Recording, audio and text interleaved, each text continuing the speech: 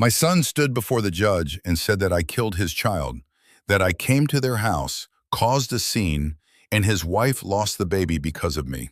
It was a lie. I didn't come over that day, but the judge believed it. 2 years in prison for something I didn't do. By the third month in my cell, I stopped waiting for a call from my son, stopped flinching when the guard shouted names for visitation. Not a letter, not a care package, not a single "I'm sorry." They just crossed me out. And then my daughter-in-law came down exactly once in 2 years, and not to visit. She slid a power of attorney across the table to sell my apartment. Mine, the one I was dragged out of in handcuffs. I'm an accountant. I've spent my whole life balancing other people's books, penny to penny, line to line. That night I opened a grid-line notebook and started writing. Not a diary, a plan. Names, dates, amounts, arrows. They thought a broken old man would walk out of that prison. They didn't know I spent 2 years getting ready. When I crossed out the final day of my sentence, there wasn't a single blank page left in that notebook. If you want to know how this story ends, hit subscribe and drop a like. And let me know in the comments, would you forgive a son who put you behind bars? 2 years before that day, everything looked different. I lived alone, quiet and steady the way I'd gotten used to over the years. My wife had passed away, and the apartment became entirely too big for one person. A 2-bedroom in a mid-rise building, 3rd-floor windows facing the courtyard. It used to smell like her baking laundry detergent and life. Now it just smelled like paper and instant coffee. I worked from home. My office was my bedroom, which was also my dining room. A desk, a monitor, folders, a calculator, a private auditing practice. I had enough clients, not a ton, but it was steady. Small businesses, independent contractors, people who needed a guy with infinite patience and sharp eyes. I was that guy. After my wife died, my world shrank down to that desk, those numbers and my morning coffee in the exact same mug. I wasn't complaining. I was in my 50s. My health was holding up. I owned the roof over my head, and retirement was out there somewhere. What else could I ask for? Only one thing kept aching. My son, Mark. He was pushing 30, a grown man, but I still had the habit of dialing his number on Sundays. He used to pick up. Then he started sending me to voicemail. Then he stopped calling back altogether. I wrote it off as him just growing up. His own life, his own business. He worked as a manager at some firm, rented an apartment, lived like everybody else. And then Claire showed up, and everything shifted. Mark brought her over to meet me on a Sunday. I remember I made a pot roast, sliced some good bread, and pulled out the real plates, not the ones I used when I ate alone. Claire walked in, scanned the apartment fast and sharp like a real estate appraiser, and gave me a tight little smile. She said, "Nice to meet you, Arthur." Her voice was flat. Her eyes went right past me. She was looking at the walls, the ceiling, calculating the square footage. I didn't think much of it at the time. I figured she was just nervous. Over dinner, she did most of the talking. Mark just nodded. I asked what she did for a living. Real estate. I asked where she was from. Upstate. Short answers, long pauses. Mark looked at her like she was the only person in the world who held the right answer to every question. I recognized that look. I used to look at my wife exactly like that, except my wife used to look right back at me the same way. Claire only looked at Mark when she needed something from him. They left. I washed the dishes and sat at the table. The roast was getting cold in the pot. Claire had barely eaten, just pushed the food around with her fork, wrinkling her nose. Mark ate for 2, praising the food, but he did it in a rush like he was terrified of overstaying his welcome. I noticed that when he reached for seconds, Claire tapped his knee under the table. A slight movement, but Mark instantly pushed his plate away. It wasn't anxiety I felt. It was something else. Vague like a number that just won't balance on a ledger. Not a glaring error yet, but the gut feeling of one. I brushed it off. That was a mistake. A few months later, Mark's calls started drying up. Our visits shrank to major holidays, then even less than that. I'd invite him over for birthdays. He'd decline. Claire wasn't feeling it. They had plans. Maybe next time. Next time never came. On my birthday, he called at 10 at night, rushed and awkward. I could hear the TV in the background and Claire's voice. "Happy birthday, Dad. Sorry it's late, got tied up." I told him it was fine. He hung up 30 seconds later. I drove over a couple of times myself with groceries, some home-cooked food. Mark would open the door and let me in, but you could see it in his eyes. He kept glancing over his shoulder, checking if Claire was listening, like a kid hiding a cigarette behind his back. Once I brought a pie, my wife's recipe. I'd finally figured out how to make it right. Mark took a bite and his eyes lit up just like his mother's, but then he flinched, as if he suddenly remembered he wasn't allowed to feel that way. One day, I snapped. We were standing in the kitchen of their rented place. Claire had gone to a friend's and I said, "Mark, what's going on? Why are you hiding?" He jerked back like I'd slapped him. His jaw locked. His eyes went dark. "Stay out of our family," he threw at me through gritted teeth. "We're fine. You're just not used to me having someone else in my life." I wanted to argue, but I saw his knuckles turning white. He was gripping a water glass so tight it was about to shatter, so I kept my mouth shut. As an accountant, I was used to double-checking everything, but you can't exactly run the numbers on your own son. But what happened next flipped the board completely. Mark and Claire came over to my place together. I was surprised. They hadn't dropped by without a reason in ages. Claire sat right on the edge of her chair. Mark hovered near the door. "Dad, we've got news," he said and smiled. For the first time in a long time, it was a real smile, just like when he was a kid bringing home straight A's. "Claire's pregnant. You're going to be a grandpa." Something inside my chest tore wide open and stitched itself back together in the exact same second. I stood up and hugged my son hard for real. Mark stiffened like he'd forgotten what a hug felt like. I reached out to Claire. She took a half step back, but she shook my hand. Her fingers were freezing, her grip was brief. I went straight to my cabinet and pulled out an envelope of cash I'd been saving for a rainy day. But what day is darker than an empty house? And what day is brighter than a grandchild? I handed the money to Mark. "For the nursery, get it set up. Buy everything you need. A crib, a stroller, whatever it takes." Mark took it, his eyes shining. "Dad, what is this? You didn't have to." I waved him off. "I absolutely had to. First grandchild is sacred." Claire was staring at the envelope. Not at me, the envelope. She plucked it right out of Mark's hands, peeked inside, and counted the bills. Fast, practiced like a bank teller. She gave a single nod. No thank you. No smile, like she was just collecting a debt. They left. I stood alone in the middle of my living room with a feeling I couldn't quite put a name to. Joy, sure, but it left a weird aftertaste like artificial sweetener instead of sugar.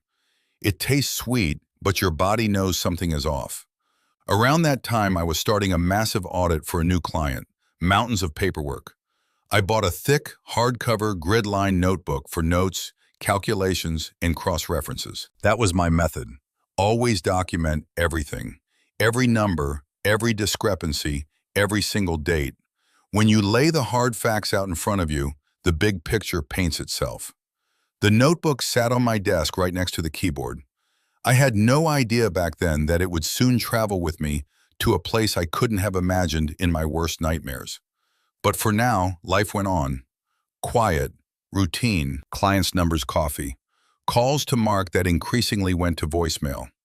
I kept telling myself, the baby will fix this. We'll be a real family. Claire will soften up once the kid is here. Mothers are just wired differently. I believed in that the same way I believed in a ledger. If one side dips into the red, the other side eventually has to pull it back up. The first warning bell rang quietly, not even a bell, a whisper. Claire called me herself, for the very first time. Her voice was sweet like honey poured straight over an open wound. It feels soothing for a second, but then it burns. "Arthur, Mark, and I need to talk to you. Can we come over?" I was thrilled, naive as a kid who just got promised ice cream. They came over that evening.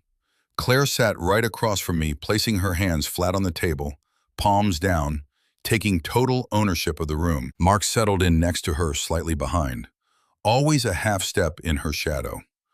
"Arthur, we were thinking," Claire started, her tone perfectly corporate, The baby is going to need an official residence. And your apartment, well, the deed is in your name.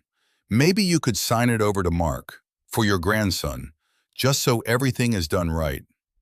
I looked at my son. He didn't look up. He just sat there staring at the floor, picking at the edge of the tablecloth. "The apartment will go to my grandson," I said calmly. "In my will. I've already thought about it, but not right now. I live here. I work here. I have nowhere else to go." Claire leaned back in her chair. Her face didn't change. Not a single muscle twitched. But something in the air turned sour. Like milk that hasn't totally turned yet, but it's right on the edge. "But it's for your grandson," she repeated, and her voice finally cracked, leaking the one thing she'd been trying to hide behind her manners. Pure irritation. "You do want what's best for him, right? Or is the apartment worth more to you?" She dropped her voice on those last words, but I heard them loud and clear. Worth more. Like I was choosing between concrete and my own blood. Like this was a negotiation. "That is exactly why it's going in the will," I replied. "It's safer for everyone that way." A heavy silence dropped over the room. Mark stayed perfectly quiet. Claire slowly stood up and smoothed out her sweater. "Fine, we're leaving." And she walked out without a goodbye, without even looking back. Her heels clicked down the hallway, sharp and angry. Mark lingered by the door for a split second and looked at me. I didn't see anger in his eyes. I saw a helpless, childish panic. The look of a man standing between two closing walls, trying to guess which one is going to crush him first. He opened his mouth, wanting to say something, but nothing came out. He turned and followed his wife. Claire wanted the apartment, and I said no. At the time, I thought it was just a highly unpleasant conversation. I had no idea I just signed my own death warrant. A few days later, I called Mark to see how Claire was feeling, how the pregnancy was going. He didn't pick up. I dialed again.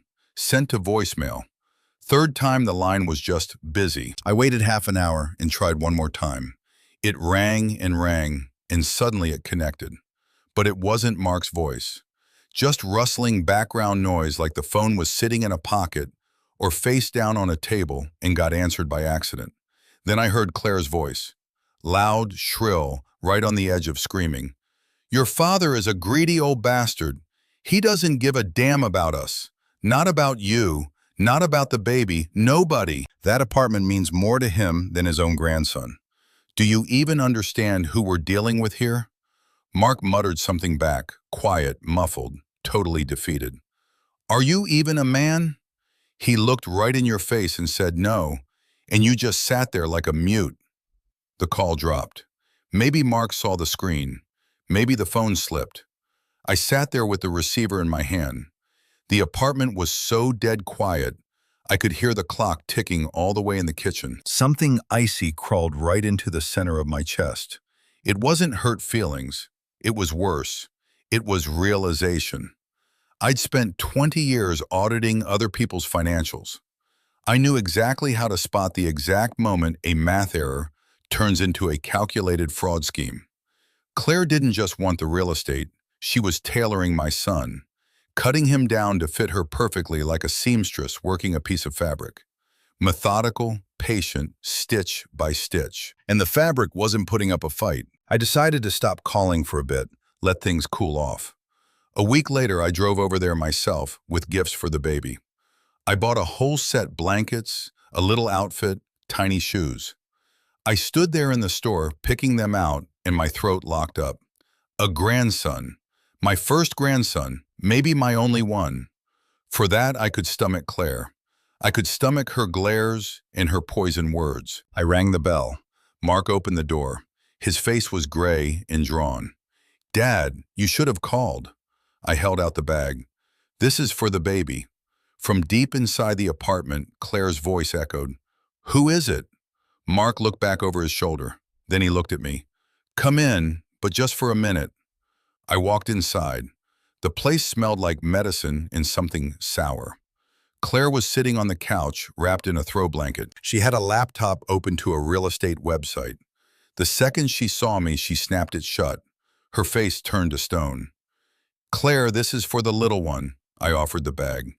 "A blanket, an outfit, Figured you might need it. She looked at the bag, then up at me. Her eyes were ice-cold calculating. She didn't reach for it. Put it on the table, she said, her voice flat, and turned right back to her laptop, flipping it open again. Like I had already ceased to exist in that room. I set the bag on the table and just stood there, not knowing what to do with my hands. Mark shifted his weight in the hallway, looking from me to his wife. There was something heavy and sticky hanging in the air. Not a fight, worse. Total performative, freezing apathy. I pulled my jacket back on. Well, I'm heading out. Take care of yourselves. If you need anything, call. Mark nodded. Claire didn't turn around. I stepped out onto the landing, and the door clicked shut behind me, soft and final, like a period at the end of a sentence. I drove home and sat at my desk all evening. Didn't even turn on the computer. I just stared at my grid-lined notebook, but the numbers wouldn't flow. My head was full of something else. Claire's face, the way she looked right through me like I was dead space. And then came the call I never saw coming. A week later in the morning, it was Mark. His voice was wet and shredded like a rag that had been wrung out and tossed aside. "Dad," he said, and from that single word, I knew the worst had happened. "Claire had a miscarriage. We're at the hospital. The baby's gone." I closed my eyes. The desk, the notebook, the coffee mug, everything blurred and slid sideways. My grandson. The one I'd already started calling the little guy in my head. He was gone. "Mark, I'm coming. Give me the hospital address." "Don't," he choked out, his voice snapping like a dry branch under a boot. "Claire doesn't want you here. She's in a bad place. Don't come, I'm begging you." "Mark, I'm your father. I want to be there for you." "Not now, Dad. Not now." He hung up. I dialed right back. No answer. Tried again. Sent to voicemail. I threw on my jacket, drove straight to their apartment building, went up to their floor and rang the bell. Dead silence. I rang it again, waited, knocked. Nothing. No footsteps, no voices, not even a sliver of light under the door. I stood there on the landing, resting my forehead against the cold wood of the door, listening to the silence where all my hopes for a grandson had just died. Somewhere down below, a door slammed. A dog barked. Life was moving forward, just not mine. An hour later, I drove back. When I got home, I pulled out my phone and recorded a voice memo for Mark. I spoke softly, picking my words up like shattered glass, careful not to cut myself. "Mark, son, I am so sorry. I don't even have the words. If you need anything, I'm here. Money, help, whatever it is. Just say the word. I won't come over until you tell me it's okay. But I'm right here, always." I hit send. The little blue check marks popped up. Read. But no reply ever came. I had no idea right then that this single voice message was going to save my life. Not literally, but in a way that mattered just as much. The timestamp, the date, the GPS coordinates, all of it locked in. I was at my house, not at theirs, nowhere near Claire. Not on the day when, according to the story she was about to tell, I supposedly kicked their door in, started a screaming match, and shoved her so hard she lost the baby. But that nightmare was still a little ways off. For now, I just sat at my desk, staring into the blank grid of my notebook. For the first time in a long time, I didn't know what to write. You can't measure grief in decimals. And the absolute betrayal that was already crawling toward my front door, you won't find that in the debit and credit columns. Mark didn't call back that day or the next. I tried again 2 days later. The phone just rang out into the void. Finally, Claire picked up. Her voice was pure steel, not a trace of tears. "Arthur, Mark can't talk right now, and he doesn't want to. Give us some space. Claire, I just want to know how you both are holding up. I care about you." "You've already done enough." She cut me off and slammed the phone down. I sat there holding the dead phone, trying to decode what she meant. What had I done? Brought baby clothes, refused to sign away my home, kept breathing. The phrase was bizarre, completely out of place, like an extra line in a ledger that doesn't tie back to any actual account. I didn't get it then, I'd get it later. She was already running dress rehearsals. She was already sizing me up for the role of the villain. The silence grew thick. The days blurred together, identical and hollow. I worked, I ate, I slept, I worked some more. My grid-lined notebook laid open on the desk, filling up with audit calculations. Just a standard work ledger. I couldn't have fathomed what it was about to become. The cops showed up on a Thursday morning. I was right in the middle of making coffee. The pot was on the stove, and the apartment smelled exactly the way it always did in the morning. Coffee, quiet order. When the doorbell rang, I assumed it was FedEx. I was waiting on a package of tax documents from a client. I opened it without even checking the peephole. Two uniformed officers stood on my welcome mat, flanked by a plainclothes detective holding a manila folder. "Arthur Jenkins," the taller cop asked. I nodded. Behind me, the coffee hissed and boiled over the edge of the pot. "You need to come with us. We need your statement regarding a complaint filed by Claire Jenkins." It didn't click immediately. Jenkins was my last name. Then it hit me. Claire. I stood frozen in the doorway, and my first thought wasn't even about myself. It was about Mark. "What happened? Is my son okay? What complaint?" I asked.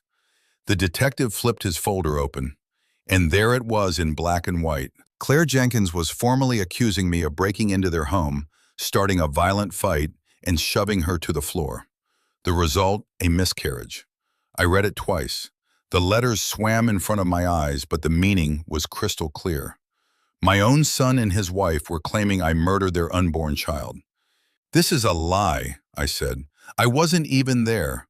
I left my son a voicemail offering my condolences from right here in this house. I can show you." The detective gave a bored nod. The exact nod of a guy who hears that exact sentence 10 times a week. "You can tell it all down at the precinct." I turned off the stove, put on my boots, and double-locked my front door. My hands weren't shaking. I didn't actually comprehend what was happening yet. My brain flat out refused to process it. My son pressed charges against me. My Mark, the kid I taught how to ride a bike. The kid I bought his first prom suit for. My only son was framing me for something I never did. Down at the station, they showed me Claire's statement.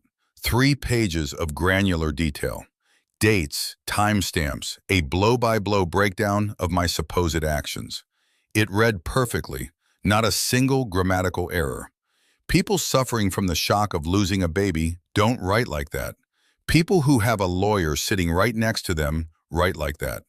Mark's statement was shorter. Half a page, just the bottom line. I corroborate my wife's account. My father came over, screamed at us, shoved Claire, and she fell. 2 signatures, 1 massive lie. I sat in the interrogation room, and for the first time in years, I couldn't catch my breath. Not out of fear, out of sheer disbelief. Why? Because I said no to the apartment. Was this the price tag on that no? She figured if she couldn't get the deed the easy way, she'd just remove me from the board entirely. The detective fired off questions, and I answered them point by point, the exact same way I handled tax audits. I wasn't at their place. I called Mark, heard about the miscarriage, drove over, but they never opened the door. I left a voice memo. I can pull my cell phone records right now. The detective took notes, then looked up. "We have sworn statements from 2 eyewitnesses, the victim and her husband. Their stories align perfectly." "They are lying," I said. He looked at me the way a cop looks at a guy who doesn't realize he's already drowning. And in that look, I read the words he didn't say out loud. "Nobody believes you." But the real nightmare was just getting started. They assigned me a public defender, some young kid who clearly had zero interest in my problems. He flipped through the file, nodded, and mumbled, "We'll figure it out." I could see it in his eyes, he couldn't care less.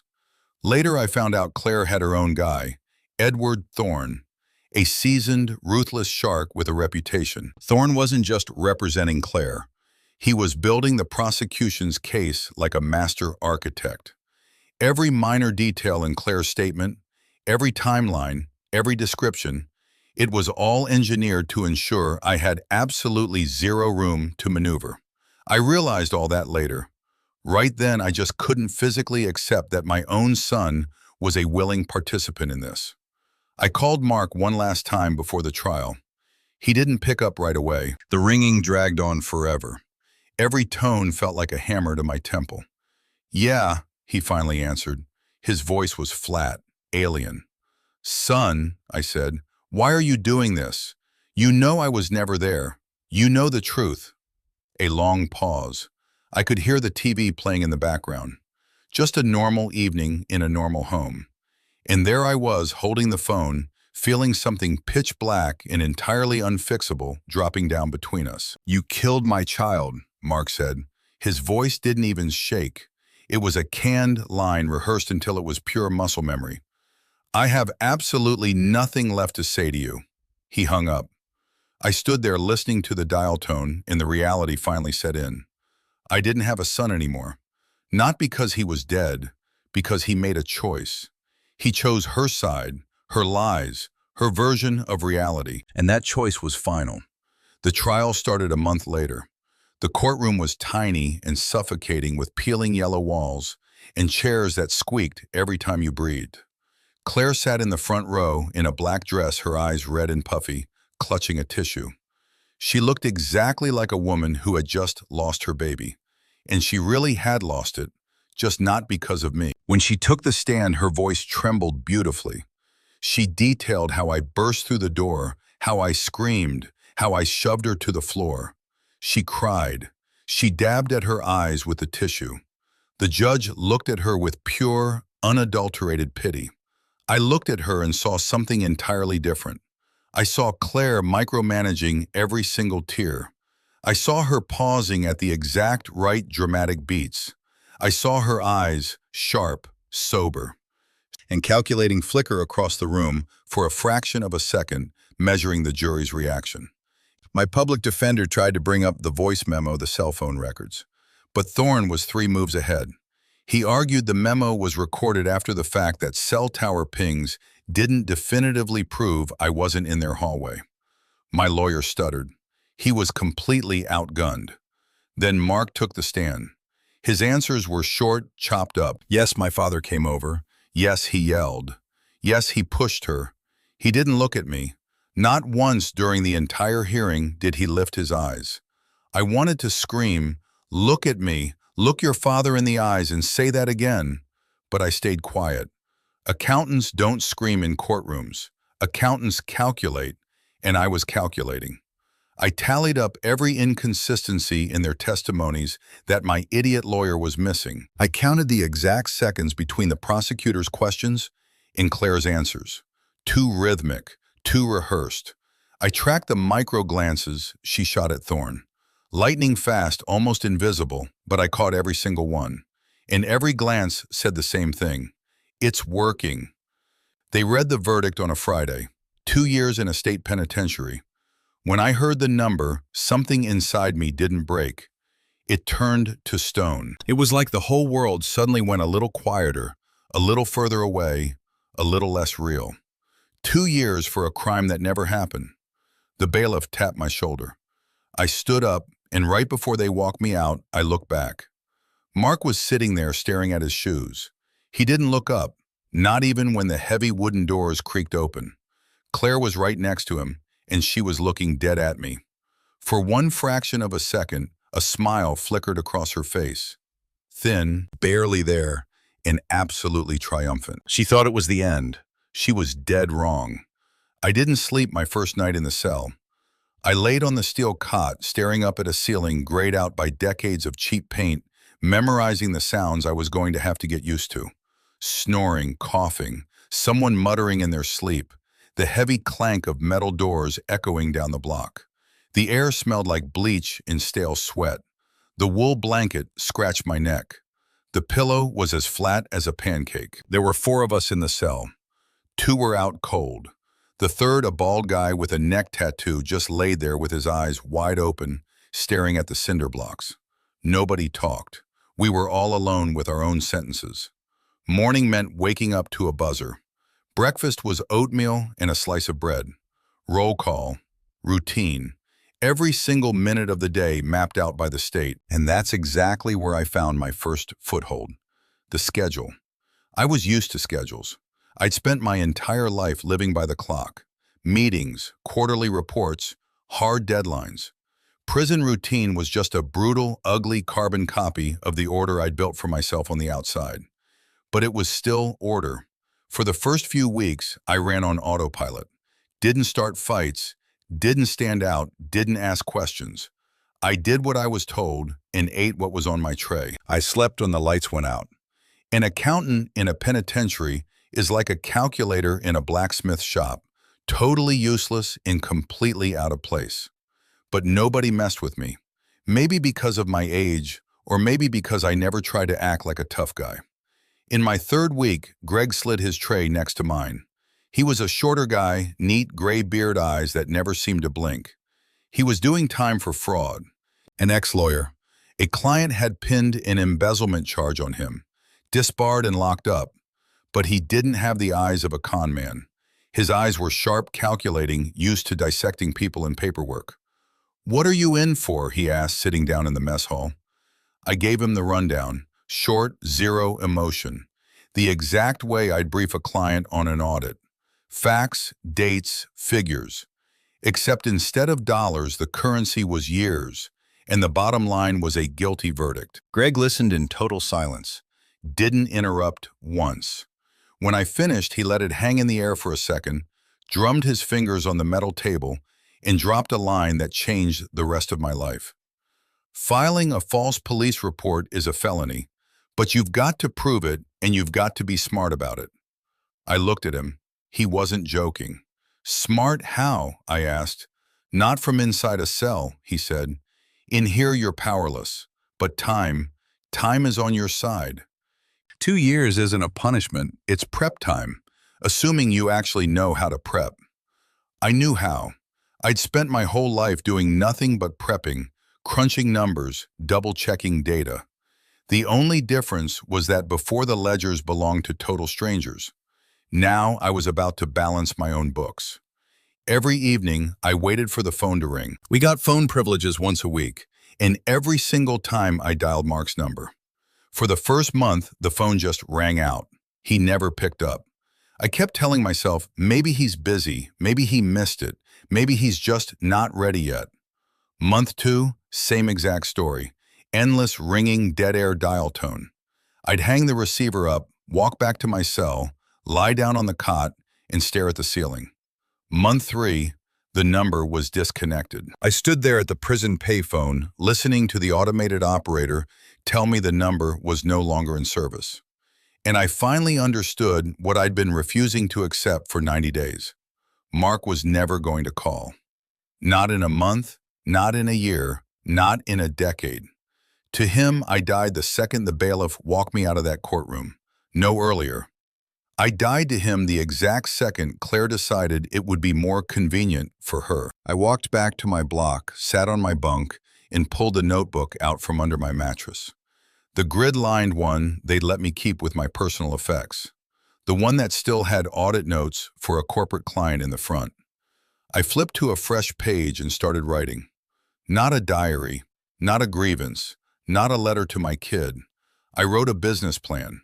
Page 1, 3 columns, names, dates, actions. Just like a balance sheet, but instead of debits and credits, it was lies and truth. Who said what? Who did what? Who can prove what? Greg peeked over my shoulder and let out a low whistle. "Accountant thing," he asked. "Occupational hazard," I replied. He chuckled and sat down next to me. "All right, let's take it from the top. Number 1. Perjury and filing a false report. It's a serious felony. If it's tied to accusing you of a violent crime, and they gave you 2 years, so it crossed that threshold, that's massive. A false report with that kind of weight carries real prison time for her." I wrote it down. Tiny, perfectly even letters, one inside every grid square.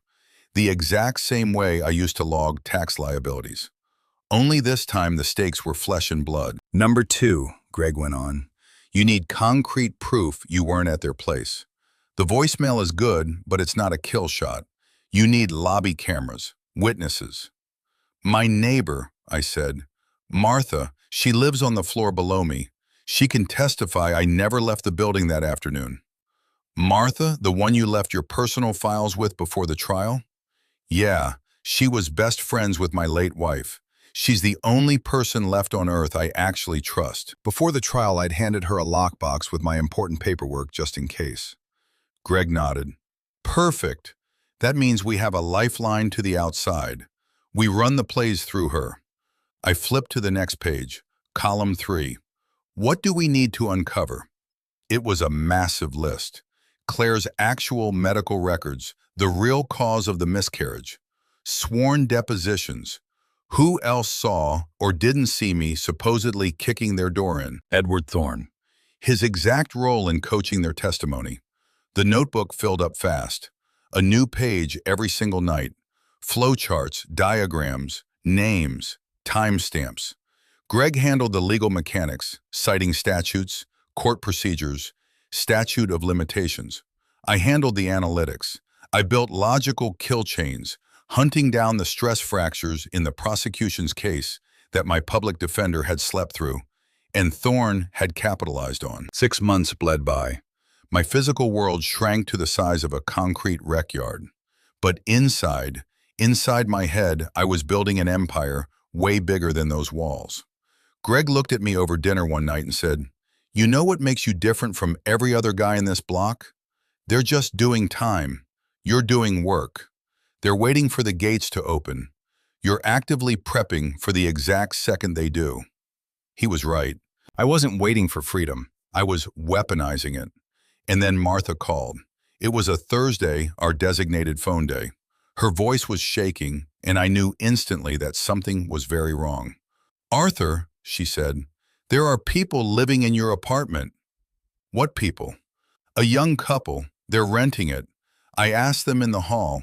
They said the landlord leased it to them." Arthur, it was Mark. Mark moved them in. "They've been there for 3 months. I just assumed you knew." I didn't know. I stood at the payphone, pressing the receiver so hard against my ear, it hurt feeling something inside my chest coil up. Slow, heavy, like a fist tightening. My son, my apartment, the spare keys I'd left with him for safekeeping. "Just keep an eye on the place while I'm gone." He didn't keep an eye on it. He moved total strangers in and started collecting rent. The apartment where I raised him. The place where his mother and I built a life. Where she died.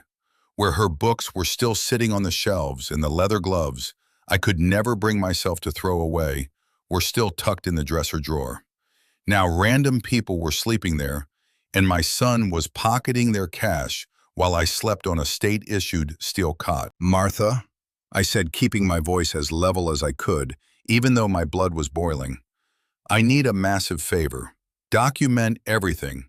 Who is living there, the exact date they moved in, how much they're paying if you can pry it out of them. Write it all down and keep it safe." "Okay, Arthur, I'll track it," she paused. "There's something else. I got a notice in the mail as a building resident. Claire filed some sort of lawsuit.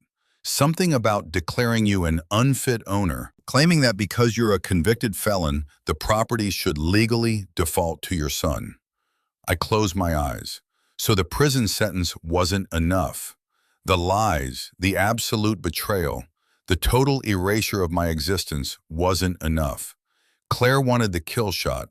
She wanted the last thing I owned, my home. "The judge threw the suit out," Martha added quickly.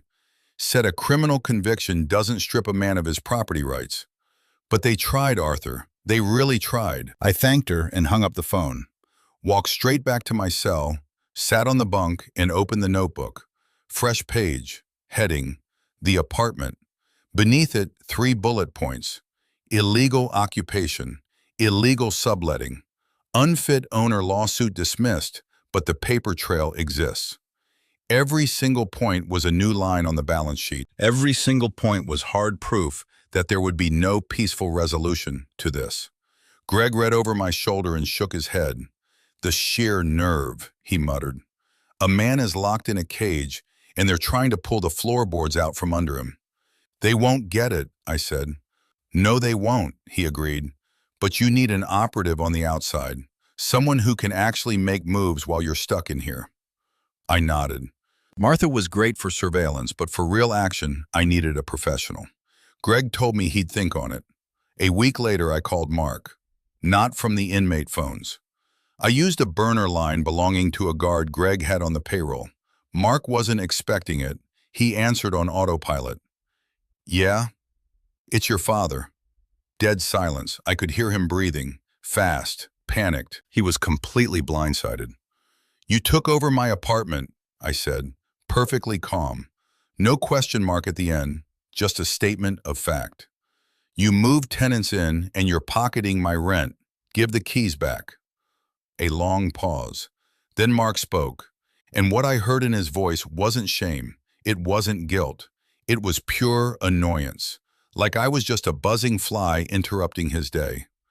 You don't need a place to live, you're in prison, he said casually, like he was explaining basic math to a toddler. The place is just sitting empty. It's stupid. Don't call me again. I stayed quiet, counted to 5. Inhale, exhale. Exactly what I used to do before a brutal IRS audit, when you have to gather the data and completely detach from the emotion. Mark, I said, I'm going to ask you this once. Do you have any idea what you're doing? Don't call me, he repeated and hung up. I put the phone down, slowly, carefully, like setting a piece of fine china on a shelf. I walked back to my block, sat at the metal desk, and opened the ledger. Under the apartment section, I added a new line. Phone call with M, date. Refused to return keys. Direct quote. You don't need a place to live, you're in prison. Greg was leaning against the cinder block wall, arms crossed. Well, he asked. There will be no peaceful resolution, I said. I figured, Greg replied. I flipped the page, a totally blank sheet. The grid lines were perfectly straight, just like the days I had left on my sentence.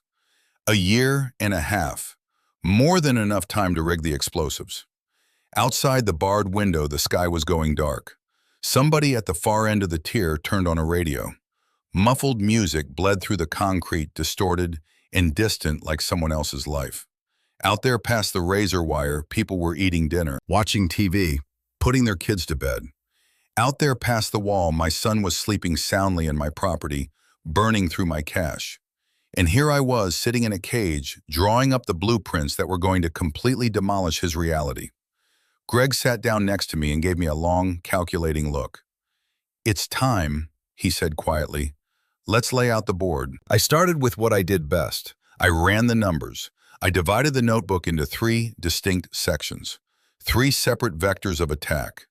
Every night I filled in new grid squares, names, connections, flowcharts. Who knew what? Who could prove what? Where were the structural weaknesses?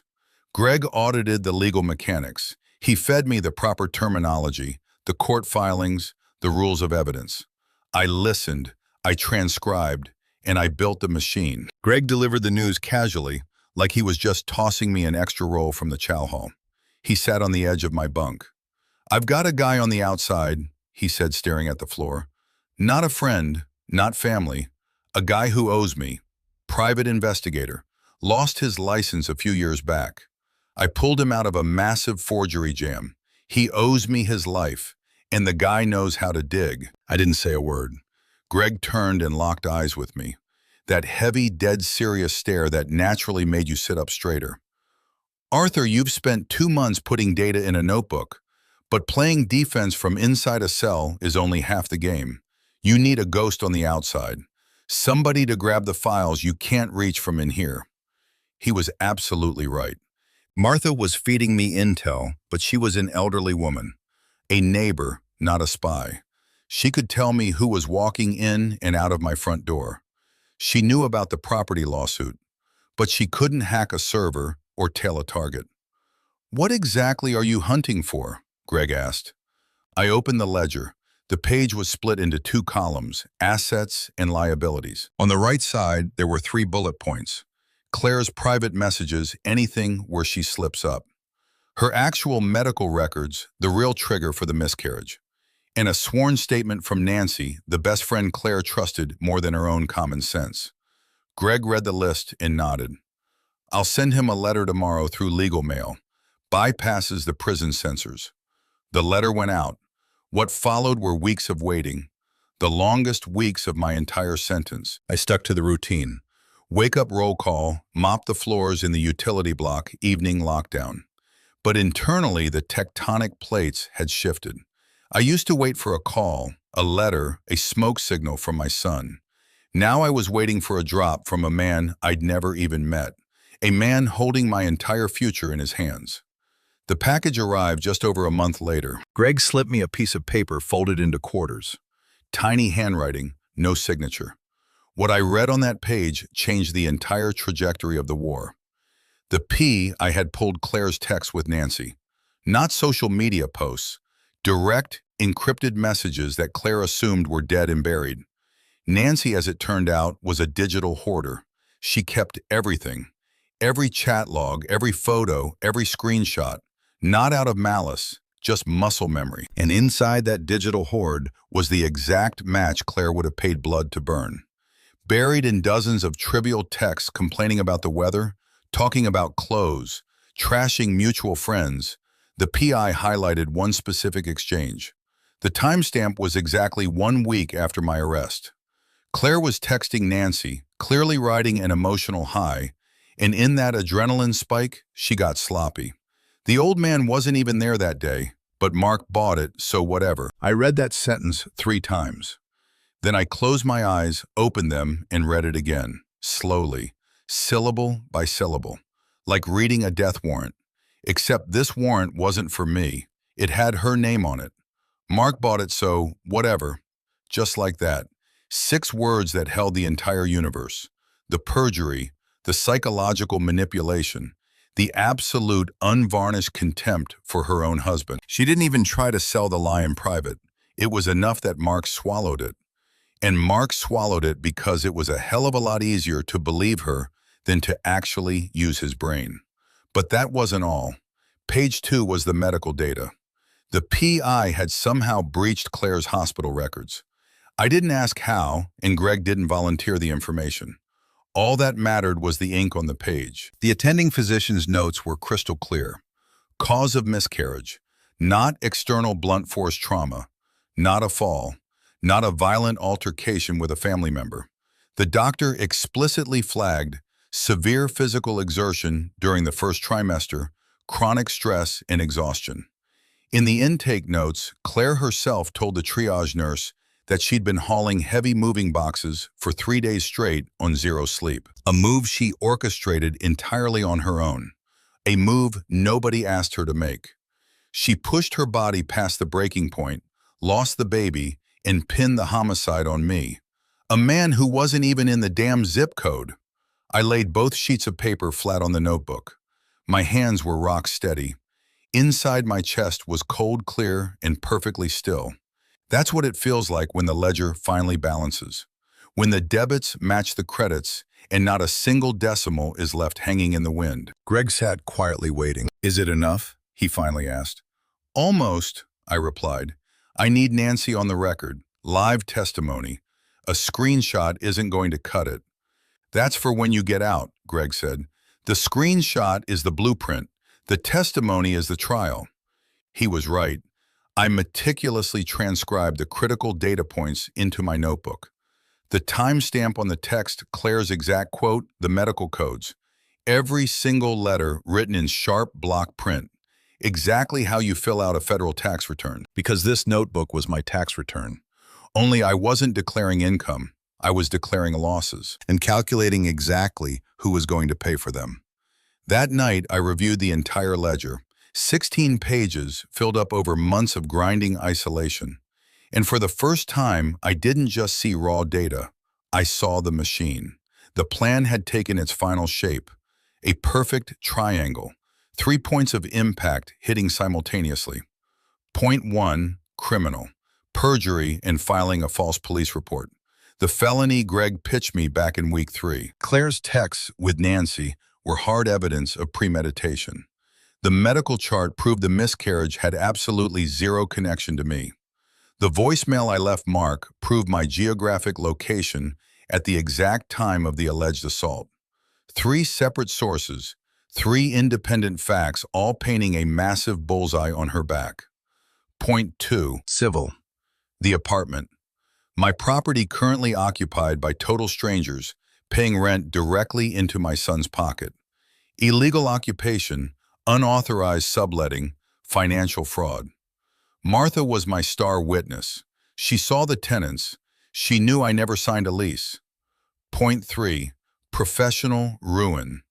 Edward Thorne, the attorney who helped Claire manufacture the perjury, a formal grievance filed with the State Bar Association, backed by hard evidence, an airtight timeline, and the kind of surgical attention to detail that separates a senior auditor from an intern.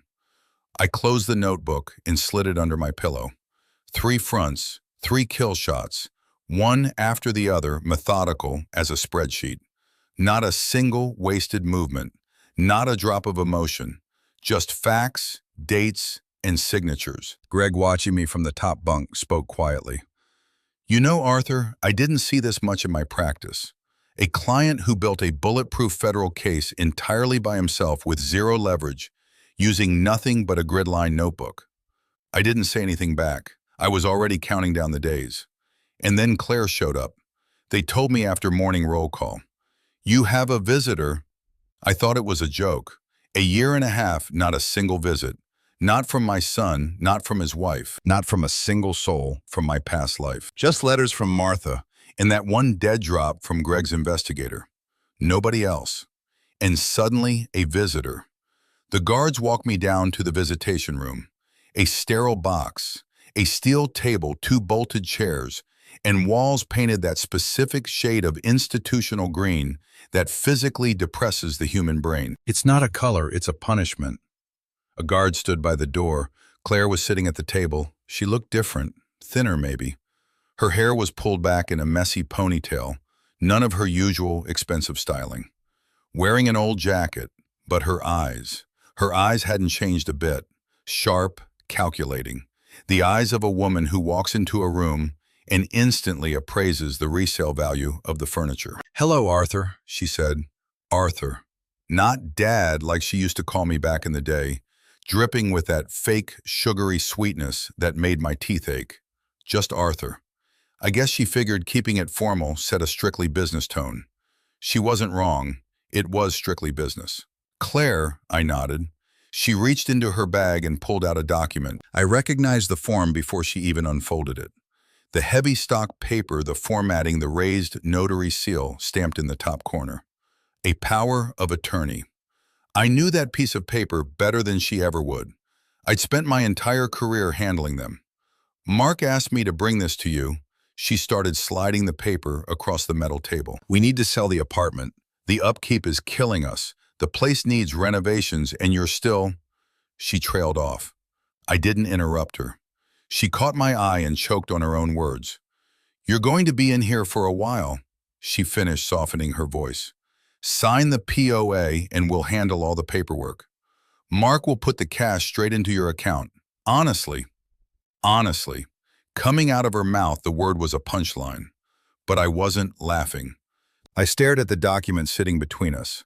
A blanket power of attorney granting full rights to sell the property. Drafted in the name of Claire Jenkins, not Mark, herself. Even here, sitting in a state penitentiary, she was still rigging the game. I didn't touch the paper. I looked up and stared at her. A long, dead calm stare. The exact way you look at the bottom line of an annual report when you already know the company is bankrupt. "You came to see me for the first time in 18 months, not to apologize, but to strip me of the last thing I own. I'm going to remember this day." My voice didn't waver. I delivered it totally flat. No aggression, no anger, just a statement of fact like an auditor's summary. "Here is the violation. Here is the penalty." Claire blinked rapidly once, like she just caught a backhand across the face. Then her features turned to granite. "Arthur, you don't grasp the reality of the situation. The apartment is just sitting there. Taxes are piling up. It's too hard on Mark." "It's hard on Mark," I repeated. "It's hard on Mark to illegally sublet my home to strangers and stuff the rent in his own wallet. Or is it just hard on him that I know about it?" All the blood drained out of her face. Just a fraction, but I saw it. She had no idea I knew. She thought she was walking in to bully a broken old man Who would sign anything just to be left alone in his cage. She completely miscalculated the math. "I'm not signing it," I said. "I'm not signing anything. Not today, not tomorrow, not next month. That property is mine and it's going to stay mine." "You are going to regret this," she hissed, snatching the paperwork off the table. Maybe, but not about this. Claire stood up. The metal chair screeched against the concrete floor. She shoved the documents into her bag and ripped the zipper shut like the bag had insulted her. "Mark was right. You are absolutely impossible to deal with." She spun on her heel and marched to the door. The guard opened it, let her out, and locked it behind her. Her footsteps faded down the hall, fast, furious, gone. I sat at the table for another minute, then asked the guard for a piece of paper. I needed to log this. The guard nodded. He knew I didn't cause trouble, didn't scream, didn't break protocol. A quiet inmate with a notepad is the safest guy on the block. I got back to my cell, opened the ledger to a fresh page and wrote, "Date, time, visit from C. Jenkins.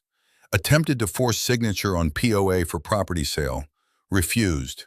Witnesses, 2 daytime COs."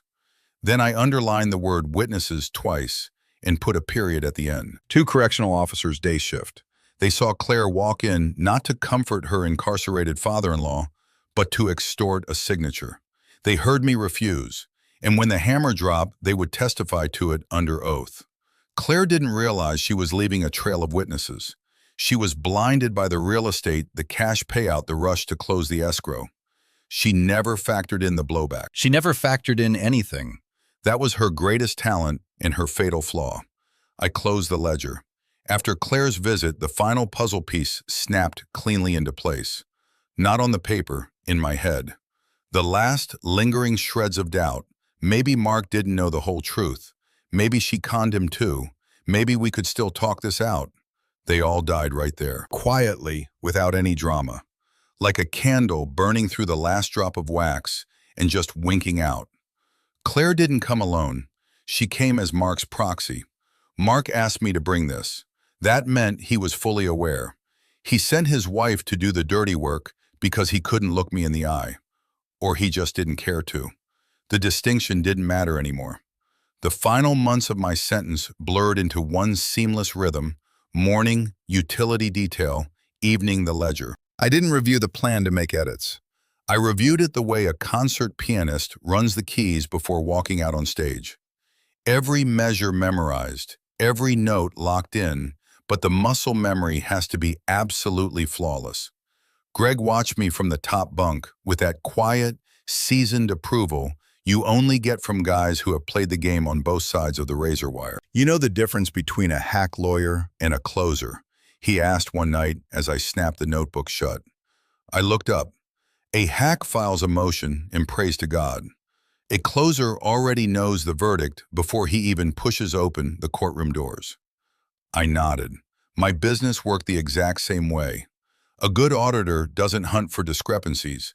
He knows exactly where the bodies are buried before he even boots up the spreadsheet. "You're more prepped than any white shoe litigator I've ever met," Greg added, and left it at that because there was nothing left to say. 2 weeks before my release date, I drafted a letter to Martha. 4 pages, highly detailed. Tucked inside was a power of attorney. Not a license to sell like Claire wanted, a license to strike. I instructed Martha to march into the police precinct on the exact morning of my release and file a formal complaint for illegal trespassing in my apartment. I drafted the actual police report for her. I wrote it myself, citing every single penal code Greg had drilled into my skull over the last 2 years. Martha was legally authorized to act as my proxy, stamped and notarized by the prison warden. Greg pulled the strings to make that happen. He knew the loopholes. The letter went out in the mail. A week later, Martha replied, short and sweet. "Arthur, I understand perfectly. Consider it done. Waiting for you." 3 sentences. That was all the confirmation I needed. My final days inside moved weirdly. Not slow, not fast. They sort of slid sideways like time had given up on moving in a straight line. I kept crossing off the calendar grids in my notebook. Every slash of the pencil felt lighter than the last. Not because I was happy. Happiness was a relic from a past life, back when words like family and son still meant something. The pencil strokes felt lighter because every day I crossed off didn't just bring me closer to freedom. It brought me closer to ground zero. On my second to last night, I sat on my cot and stared at the ledger. The final pages were dense, immaculate, completely error-free. Every single asset was locked in place. Names, dates, addresses, penal codes, legal precedents, master timelines, witness rosters, and the exact sequence of tactical strikes post-release. Not a diary, a war room schematic. Not a desperate plea for justice. A forensic audit where every single line item had been verified twice. I thumbed back to the very beginning, to the jagged handwriting from my first few weeks inside, back when my fingers were still getting used to a cheap pencil instead of a mechanical keyboard. Establish seize motive. That was entry number 1. Locate witnesses. Entry number 2. Do not rush. Entry number 3. That third rule turned out to be the holy grail. Greg was already asleep, or at least faking it. The cell block was dead quiet. Outside, a sodium floodlight threw a harsh yellow rectangle against the concrete wall. I closed the notebook, and in the absolute silence, I repeated the words my son had thrown at me 2 years ago. Not out loud, just in my head. I have absolutely nothing left to say to you. Only now I owned those words, and they meant something entirely different. I truly had nothing left to say to either of them. The talking was going to be done by sworn affidavits, police reports, and court subpoenas, paper, ink, and state seals, a language I spoke more fluently than anyone else on earth. The morning of my final day kicked off with roll call. The usual drill. Last names, shoutbacks, head counts. But when the guard hit my name, the script flipped. Jenkins, roll it up. 3 words that instantly make the hallway feel shorter and the fluorescent lights burn a little brighter. I pack my life up in 10 minutes flat. You don't accumulate much on the inside. A razor, a bar of soap, clean underwear, 2 paperbacks Martha mailed me, and the ledger. Everything else belonged to the state, and you never get attached to state property. Greg didn't drag out the goodbye. He shook my hand, a firm, solid grip. No hugs, no speeches. When I get out, throw a client my way, he said, giving me a crooked smile. I'm going to have to rebuild from scratch, too. Consider it done, I told him. And that wasn't just polite prison talk. That was a binding contract. The walk down the main corridor, the checkpoint, handing over my ID card, signing the release manifest, the main gates. Massive steel painted battleship gray. They rolled open with that distinct, grinding mechanical shriek that permanently burns itself into your eardrums. The screech, the heavy clunk, and then the open air. I walked out. The visitor lot was a ghost town. A bus stop sat about 100 yards down the asphalt. The razor wire, the 2-lane highway, the empty fields, the tree line. An April morning, cold biting under a low ceiling of slate-gray clouds. Nobody was there. No welcome committee, no son, no daughter-in-law, no old drinking buddies. Martha was already sitting inside a police precinct with my POA and a stack of legal filings right on schedule. She'd meet up with me later after the first domino dropped. I stood there outside the penitentiary walls, pulling the freezing April wind into my lungs. In my right hand, I held the grid-lined notebook, battered, dog-eared, the graphite pencil scratches bleeding faintly through the cardboard cover. A ledger that started its life as an auditor's scratch pad and evolved into a weapon of mass destruction. I didn't look back at the gates. No point. They were hardwired into my brain for the rest of my life. Instead, I looked at the road, straight flat, stretching past the bus stop and bleeding right into the city limits, pointing straight toward the notary, the precinct, and the exact moment that made 730 days in a cage worth every second. I started walking. My first stop was the notary public, not home. Not to a diner for a hot meal. Not to a park bench to soak in the sweet air of freedom. No, I walked down the pavement with my notebook tucked under my arm, every single footstep calculated and precise as a line item on a tax return. I spent 2 years engineering this specific Tuesday. Every page was a cruise missile. Every margin note was a target, a date, a tracking number. The notary was an older woman with reading glasses dangling from a silver chain. She looked at me with pure, professional apathy. I dropped a massive stack of paperwork on her desk. The formal perjury complaint, the printed screenshots of Claire's text with Nancy, the medical chart transcripts, the official prison visitor logs documenting Claire's extortion attempt, complete with the badge numbers of the 2 guards. And the audio file, the exact voicemail I left for Mark on the day of the miscarriage, locked in with a verified GPS and temporal stamp. At my trial, the public defender let the judge wave it away as circumstantial, but now fused together with Claire's own written confession that I was never at her apartment, it was a titanium alibi. "You've really done your homework," the notary muttered as she stamped the pages. "I had 2 years to study," I replied. She authenticated the whole stack in 40 minutes. I slid the documents into a manila envelope, thanked her, and walked out. Next stop, the police precinct. The desk sergeant took my complaint with zero enthusiasm. Cops hate reopening closed cases. But the second I slid the evidentiary binder across the counter, he called for a detective. The detective spent 15 minutes tearing through the pages, putting them down, picking them back up, cross-referencing the dates. He finally looked up at me, and I saw something in his eyes that looked a hell of a lot like respect.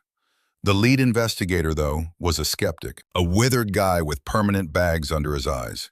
He listened to my pitch and pushed the folder back across the desk. "You have any idea how many of these complaints I get from ex-cons? Every guy who walks out of a cell thinks he was framed." I didn't argue. I just pulled out the printed text logs where Claire explicitly admitted to manufacturing the felony, laid it flat on the desk, dropped the medical files right next to it, capped it off with the GPS-verified voicemail transcript. The investigator went dead silent. He read the text logs twice. Then he pulled the folder back toward his chest. "All right, I'm opening a case file. You put this whole package together yourself." "I had a consultant," I said, "but the architecture is mine. I deal with paperwork for a living." He let out a rough laugh, shook his head, and buzzed for a junior detective. The kid walked in 10 minutes later holding a paper coffee cup. He sat down and started reading. His coffee went ice cold by the time he hit the last page. "There's enough here for a full-blown grand jury indictment," the kid finally said. "I'm taking the case." I already knew he would. I didn't just run numbers. I ran probability algorithms. And the statistical probability of a precinct ignoring a platinum-plated perjury package was practically zero. That exact same afternoon, Martha filed the trespassing complaint regarding my apartment. She executed the play flawlessly, exactly how we mapped it out in the prison mail. Martha was a vault. My wife used to say, "If the sky ever falls, Martha is the one who will hold up the roof." My wife was right. The cops rolled up to my building the very next day. A patrol officer handed Mark and Claire a formal eviction mandate. 48 hours to vacate the premises or leave in handcuffs. I wasn't there for the drop. I didn't want to be. Martha gave me the play-by-play. She said Claire turned sheet white and immediately started screaming at the cops, while Mark just stood there totally paralyzed like he'd been hit by a truck. But the main event was still on the horizon. 2 days later, I walked up to my own apartment. I unlocked the door with a spare key Martha had been guarding for 2 years. The entryway was stacked high with cardboard boxes. Mark and Claire were frantic, throwing their lives into boxes. A patrol cop was leaning against the kitchen counter, sipping a coffee, making sure they actually got out. Mark saw me first. He froze dead in his tracks, holding a taped-up box. His face was ash. His eyes were bloodshot. Looked like he hadn't slept in a week. "Dad, what are you doing?" His voice cracked in half. I stepped inside and looked around. New wallpaper, Claire's touch. The furniture was rearranged. A framed photo of her smiling face hung right on my living room wall. I took off my jacket and hung it on the hook. I'm taking back my assets, I said, looking him dead in the eye. You hijacked my home for 2 years while I rotted in a cell for a crime I never committed. You never even called. Mark opened his mouth, then snapped it shut. Claire walked out of the bedroom. She locked eyes with me, and her pupils narrowed. I knew that look. She was loading her weapons. You have absolutely no legal right, she started, her volume instantly spiking. We poured our own money into this place. We renovated. Claire. I pivoted toward her. My voice was a flat line. I'd spent 2 years in a concrete box rehearsing this exact pitch. My conversation with you is going to happen somewhere else, and it will be on the record.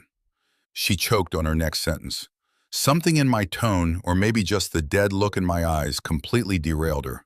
She shot a look at Mark. He immediately looked at the floor. Pack your garbage, I said. The clock is ticking. The cop crushed his paper cup, stood up, and gave me a respectful nod, letting me know he had the perimeter locked down. Claire spun around, snatched her designer purse and her coat. Right at the threshold, she whipped back around, desperate to get the last word in. But I just stared at her. Absolute dead air. She didn't say a word. She slammed the front door so violently the chandelier rattled. Mark was still standing in the middle of the hallway, clutching his box, staring at me. His lips moved, but no sound came out. He dropped his gaze, adjusted his grip on the cardboard, and walked out. The door clicked shut softly behind him. Unlike Claire, he at least knew how to exit quietly. I was finally alone. I walked through the rooms. It smelled wrong. It felt wrong. But the drywall was mine. The ceiling was mine. The view of the oak trees in the courtyard was mine. I sat down on the windowsill and just breathed for 10 minutes straight. For the first time in 2 years, I was sitting in a silence that I actually chose. But the war wasn't over. The machine was running, and I had zero intention of pulling the plug. The following week, I filed a massive civil suit. 2 years of false imprisonment. Total destruction of my client base. I was an independent auditor. Over 24 months, my entire book of business had evaporated. Lost wages, severe emotional distress, and a completely separate addendum for the illegal leasing of my real estate. Mark and Claire had been collecting premium rent and hadn't funneled a single dime into my accounts. The shark attorney I hired using a loan Martha fronted me flipped through my binder and let out a low whistle. Arthur, you could litigate this case yourself. I'm an accountant, not a lawyer, I told him, but I know how to add up a bill. He grinned. We went to work. And then it was Nancy's turn in the barrel. The detectives hauled her in for questioning regarding my perjury complaint. I had no idea how she was going to play it. She was Claire's best friend after all. But Greg told me something back in the cell block. Best friends will sell each other out faster than sworn enemies, especially the second they smell felony jail time. Greg was dead right. They hit Nancy with a subpoena. She could have stonewalled, played dumb, fed them the classic, "I don't recall, we haven't spoken in years," routine. But she walked right into the precinct and spilled every drop of blood, handed over her phone, dropped the screenshots she'd hoarded in a hidden folder. The kill shot text. The old man wasn't even there that day, but Mark bought it, so whatever. And there was more. Thorne said as long as our stories match, he'll handle the rest. And more. And more. An endless scroll of pure, unadulterated arson that Claire had typed out completely high on her own invincibility. Nancy broke it down for the detectives. She kept her mouth shut because she was terrified. Claire was a master manipulator. But the second Nancy found out I was out of prison and pressing federal charges, she ran the math and realized going down with the ship was a lot worse than ratting out the captain. I didn't judge her for keeping quiet. I lost 2 years of my life because everybody kept quiet. But she was singing now, and that was all I needed. That exact same afternoon, I dropped the hammer on Edward Thorne. I filed the grievance with the state bar, attaching the text logs where Claire explicitly bragged about his coaching, how he engineered the perjury, synchronized their stories, knew the assault was a total fabrication, and pushed the prosecution anyway. Thorne wasn't just providing legal counsel. He was an active co-conspirator. The Bar Association officially opened an inquiry. The clerk told me a disciplinary board would be assigned. I thanked her and walked out into the sunlight. I stood on the courthouse steps, pulled the ledger out of my jacket, flipped to the page with Thorne's name, and drew a thick, heavy check mark right through it. Slipped the book back in my pocket. One liability cleared. The machine was humming, turning gear, exactly the way I designed it under the pale glow of a prison nightlight. There was only one meeting left on the board. And I never actually scheduled it. It just happened. Mark showed up a couple of nights later. This was a few days after the cops threw them out of the apartment. I was sitting at the kitchen island drinking tea. The doorbell rang. I opened it, and there was my son, standing on the welcome mat, completely alone. No Claire, no moving boxes. Wearing a wrinkled jacket, eyes sunken into his skull. He looked hollowed out. Looked like a guy who had been awake for a week straight. "Can I come in?" he asked, his voice barely a whisper. I stepped back. He walked in, but he didn't go into the living room. He just sat down on the little bench by the door like he knew he didn't have the clearance to go any further. "Dad," he started, his voice completely shattering. "I'm so sorry. I didn't know. I swear to God I didn't know she made it all up. I believed her. I thought you actually—" He choked, burying his face in his hands. I leaned against the drywall and just stared at him. My son. The kid I raised single-handedly after my wife passed. The kid I bought his first backpack for. The kid I taught how to tie his damn shoes. The same kid who looked me dead in the eye and said, "You killed my child." "Mark," I said, perfectly calm. No anger, no theatrics, just the bottom line. "You knew. You knew I was never at your apartment that night. You got my voicemail. I called you from my living room offering my condolences. You saw the timestamp, you saw the date, and you still walked into a police precinct and swore on a Bible that her story was true." He couldn't lift his head. "She said, she convinced me that. She spoke, and you didn't run the facts because it was easier for you. because of the real estate. Because of the cash. Because Claire wanted it, and you've spent your entire marriage just doing whatever Claire wants." Total silence. Outside, a car engine revved. Somewhere down the hall, a heavy door slammed shut. 2 years, Mark. Not a single phone call. I have absolutely nothing left to say to you. He flinched like I'd shot him. He jerked his head up, his eyes bloodshot and spilling over. He recognized his own words. The exact phrase he fed me over a prison payphone while I sat in a cage trying to calculate why my own flesh and blood had sold me out. Dad, "Pull the door shut behind you," I said, and walked into the kitchen. I heard him stand up, heard him linger in the entryway for a few agonizing seconds. Then the lock-clicked footsteps echoed down the stairwell, and the apartment went dead quiet. I sat at the table. My hands weren't shaking. The kettle was hissing softly on the stove. I'd forgotten to turn off the burner. I got up, killed the heat, poured myself a mug of tea, sat back down, and wrapped my hands around the hot ceramic. And right then, only then, in the absolute silence of my empty house, I felt a knot deep inside my chest finally uncoil. It wasn't pain, More like the total absence of pain. like the final heavy exhale after holding your breath underwater for way too long. I bled out all my grief in that cell block, staring at the ceiling, when the concrete felt like it was crushing my ribs, waiting for a letter that was never going to arrive. Now all that was left was an echo, and it was fading out with every passing minute. The criminal trial hit the docket 3 months later. I sat in the courtroom, not at the defense table this time. Front row right next to my shark attorney. My evidentiary binder rested on my knees. The grid-lined notebook was tucked away in my briefcase. I didn't need to pull it out. It had already done its job. Claire stood before the judge, and she looked nothing like the grieving mother who had crucified me on the stand. Back then, she cried beautifully, perfect cinematic tears. Today, her skin was the color of wet cement, her lips pressed into a tight, bloodless line. A new lawyer stood next to her, not Thorne. Thorne was currently drowning in his own legal nightmare. The district attorney read the charges in a flat, mechanical drone, but every single word landed like a sledgehammer. Aggravated perjury resulting in severe bodily consequence. False imprisonment of an innocent citizen for a period of 24 months. Felony statutes. The text logs with Nancy. The medical chart proving the miscarriage was triggered by physical exhaustion and stress, not blunt force trauma. The GPS-locked voicemail. Sworn depositions from 2 correctional officers detailing Claire's extortion attempt inside the penitentiary.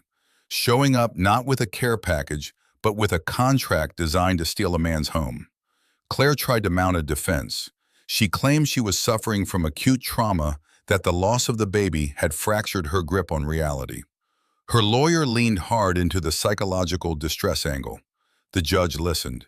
Then he read the verdict. Guilty. 2 years probation. I didn't feel a rush of victory. I sat in the gallery waiting for the wave to hit joy relief, pure vindictive satisfaction. Nothing. Just a total vacuum. Clean and blank as a freshly audited spreadsheet. Probation for real prison time. The math didn't balance. But I'd stopped looking for cosmic justice in court rulings a long time ago. A felony record and probation. It was still a hell of a lot more than I thought I'd get back in those early months in my cell, when the blueprint only existed in my head, and I didn't have a single scrap of hard evidence. Edward Thorne was next on the chopping block. The State Bar concluded their investigation. The text logs were absolutely damning.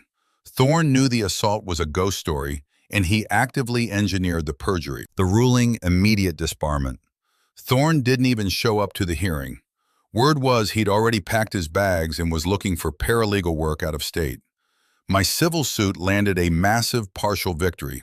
The punitive damages for emotional distress were a heavy payout.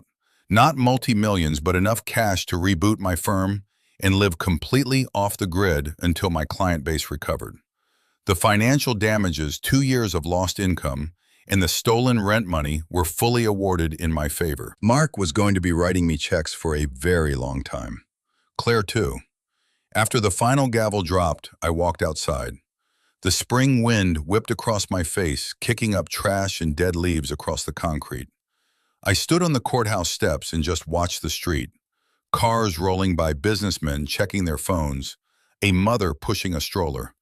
A world that kept spinning for 2 whole years without me, and never even noticed I was gone. I pulled a cigarette out of my pocket, bummed it off a guy by the entrance, lit it, took one drag, coughed my lungs out, and flicked it into the gutter. Not my style, never was. I'm an accountant. My coping mechanism isn't nicotine. It's columns of data that always balance out in the end. Mark and Claire filed for divorce a month later. Quietly, no fireworks. Claire didn't have the bandwidth for drama. With a felony probation hanging over her head, mandatory check-ins with a parole officer, and a strict travel ban, her wings were clipped. She packed her bags and moved back in with her mother out of state. Mark stayed behind. Homeless, my apartment was legally mine again, and he was too buried in civil debt to afford a lease. Wifeless, fatherless. I didn't keep tabs on him. I didn't pump Martha for gossip, and I didn't look him up online. He made his bed, and I made mine. It took me a full week to scrub the apartment clean. I ripped down the wallpaper Claire had put up, shoved all my furniture exactly back to where it belonged, threw every trace of them in the dumpster, and bleached the floors. And only then did I pull out the ledger. It was battered. The corners were chewed up, the cover stained with prison coffee. 730 days crossed out in pencil. Dozens of pages packed with names, timelines, arrows, and schematics. Every single night in that cell, I'd open it and add a line. Sometimes a whole page, sometimes just one word. I flipped to the very last page. There was a date, the day I walked out of the gates, and right next to it, in my handwriting, a single word, closed. I shut the notebook and slid it onto the bookshelf in the hallway, right between 2 massive binders of old corporate audits. It slid in perfectly, like it had lived there its whole life. Like those 2 years weren't a brutal prison sentence, just an extended, grueling business trip. I rebooted my firm 2 months later, rented a tiny office. 1 room, a desk, a desktop tower, in a filing cabinet. I ran an ad in the local paper and threw up a website. First week, crickets. Second week, one bite, but the guy backed out. But on the third week, my phone rang. A guy with a gravelly, exhausted voice. A man named Greg sent me, said you're the sharpest auditor he's ever met in his life. I smiled.